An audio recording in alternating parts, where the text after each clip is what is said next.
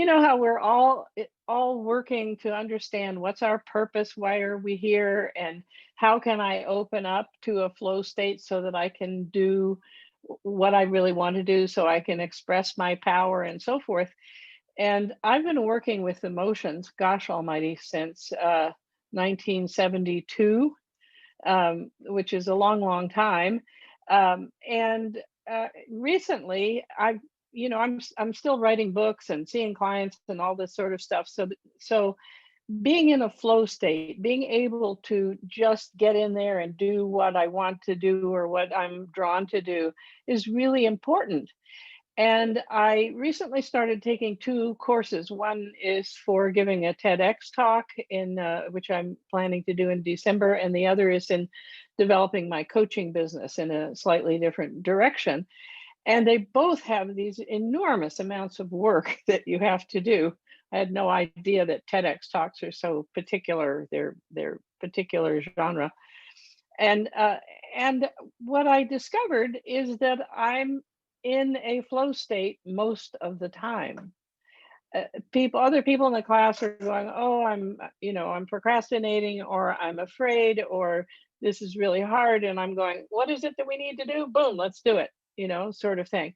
And so I got to thinking about it, and I realized that it has to do with all the work that I've done on emotions over all this time, because emotions are energy.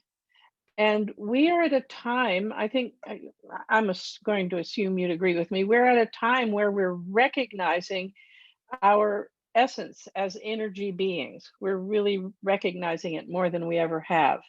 And so working with energy is really important. So emotions, every emotion is energy, and every emotion, each different emotion gives us a message about how to resolve challenges in our lives.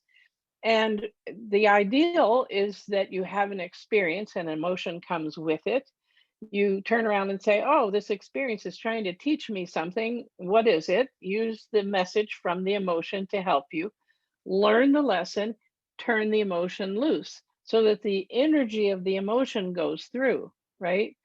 And what I had been noticing for several years now is that, say, for example, anger used to be enormous in my life, and now it's about that big in my life because you can't get rid of emotions. But what makes it and not take up so much space in me is that I'm not blocking the flow of energy, right? And so I didn't realize until very recently that when you don't block the flow of energy, like I don't do anger, I don't do guilt, I don't do shame, I don't do fear, I don't do jealousy, and none of those kinds of things. I'm not blocking, and I do let myself love people. So I'm not blocking the flow of energy, and that puts me in flow, and it connects me with my purpose. And it's this absolutely, it feels almost like a miracle. I think it's the way we're supposed to be. I don't think it should have to feel like a miracle, but it does when you haven't lived that way for a long time, for your whole life.